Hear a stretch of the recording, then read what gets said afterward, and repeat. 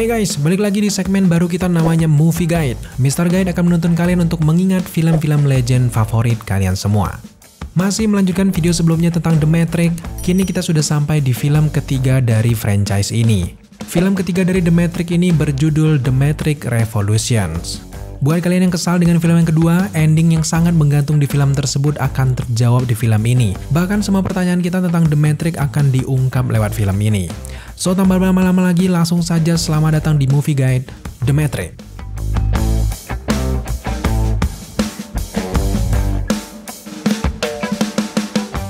Dirilis di tahun yang sama, yaitu di tahun 2003, The Matrix Revolutions menjadi film lanjutan dari The Matrix Reloaded. Film ini sendiri diawali dengan ending di film sebelumnya di mana Ben dan juga Neo terbaring tak sadarkan diri.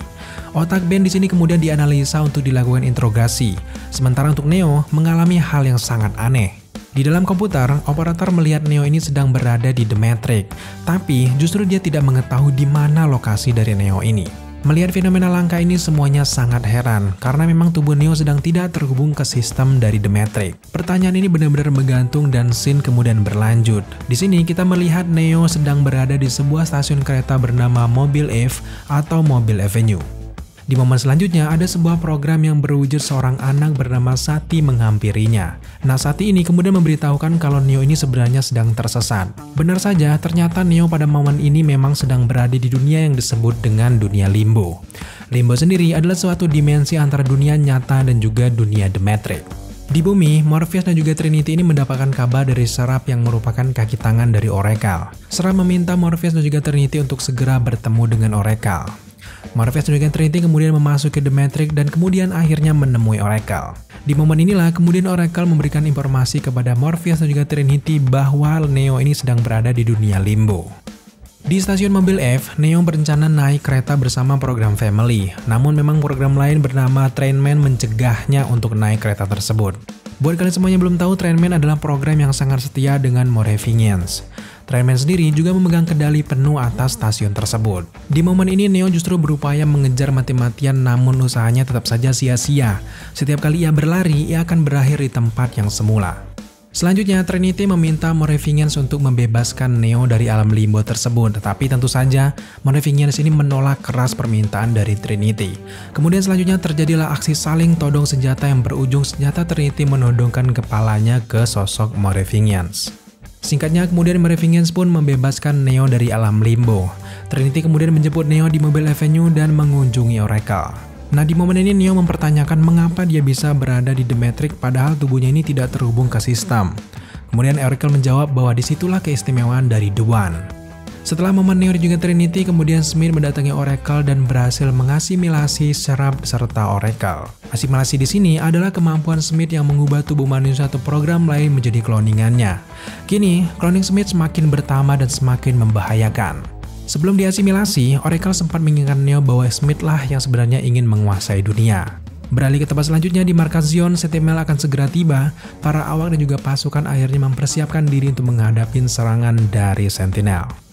Di sebuah kapal yang bernama Logos, akhirnya seorang Ben ini menyandera Trinity. Nah, disinilah Ben mengungkapkan kebenaran bahwa dirinya adalah asimilasi dari Smith. Selanjutnya terjadi pertarungan sengit di antara mereka yang membuat Neo menjadi buta. Meskipun ia buta, dengan kemampuannya sebagai The One, Neo ini mampu melumpuhkan Ben. Selanjutnya yang lainnya mengemudikan Mjolnir yang dimasukkan untuk menghalau serangan sentimental dari Zion. Mereka kemudian bergegas ke Zion tanpa Neo dan melumpuhkan serangan dari Sentinel yang membabi buta dengan EMP. Sementara itu, seorang Neo kemudian menuju kota mesin dan bertemu dengan Deus Ex Machina. Neo menyampaikan pesan bahwa Smith akan menguasai seluruh dunia dan itu sangat berbahaya. Dia kemudian akhirnya berhasil mengasimilasi hampir semua program di The Matrix. Smith yang merupakan mantan agen ini bahkan sudah berada di luar kendali Deus Ex Machina. Ternyata hanya Neo lah yang bisa menghentikannya dari kekacauan itu. Selanjutnya Neo pun lalu menawarkan diri untuk menghentikan Smith agar The Matrix bisa selamat dengan imbalan gencatan senjata di Zion. Akhirnya terjadi kesepakatan, Deus Ex Machina akhirnya mengirimkan sinyal untuk menghentikan serangan di Zion. Sementara itu, seorang Neo kemudian memasuki The Matrix untuk melakukan final battle dengan Smith. Kedatangan Neo di The Matrix rupanya sudah ditunggu oleh Smith jauh-jauh hari. Dia akhirnya disambut oleh satu Smith yang merupakan asimilasi dari Oracle. Sementara, cloning Smith yang lain hanya menjadi penonton saja dalam pertarungan ini.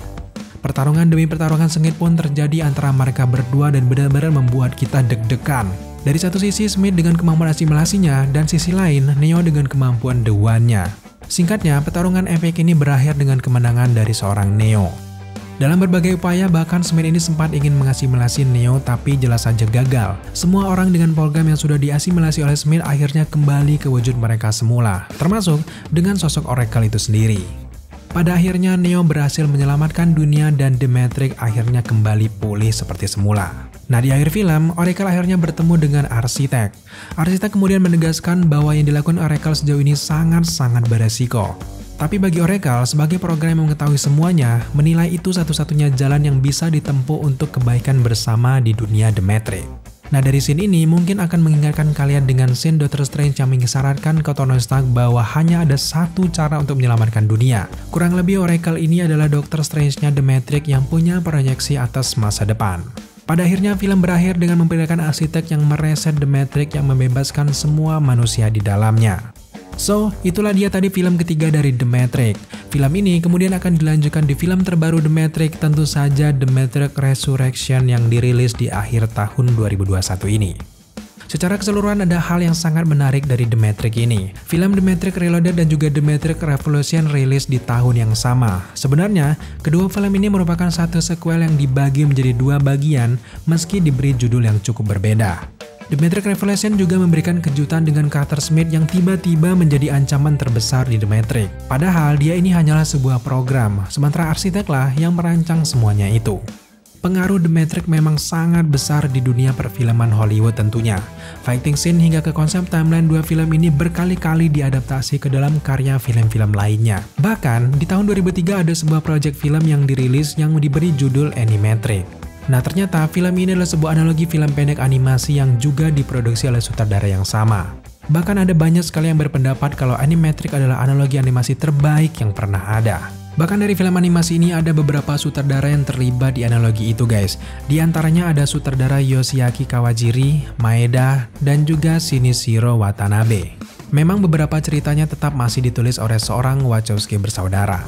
Karena berkonsep analogi, maka Animatrix ini merupakan kumpulan beberapa film pendek dengan sutradara yang juga berbeda-beda. Beberapa film yang pernah muncul antara lain Final Fight The Osiris dengan sutradara Andrew R. Jones. Selanjutnya ada A Detective Story yang disutradarai oleh Shinichiro Watanabe. Dan masih banyak lagi judul-judul keren lainnya. Intinya yang muncul ini setiap filmnya berada di berbagai timeline The Matrix. Bahkan ada beberapa film yang dibuat mengambil timeline sebelum peristiwa The Matrix di film live actionnya. So, sejauh ini apakah kalian sudah punya gambaran besar tentang film The Matrix? Nah, bagi kalian semuanya mungkin belum nonton The Matrix Resurrection dan berencana untuk nonton, semoga saja konten dari Movie Guide The Matrix ini bisa menyegarkan ingatan kalian tentang konsep dari cerita The Matrix yang memang jujur saja agak membingungkan ini. So, sejauh ini kalau ada film lain yang ingin dibahas, jangan lupa untuk tambahkan permintaan kalian di kolom komentar di bawah.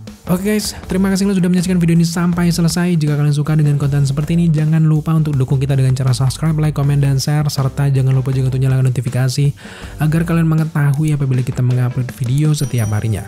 Thank you guys, dan tetap jaga kesehatan kalian.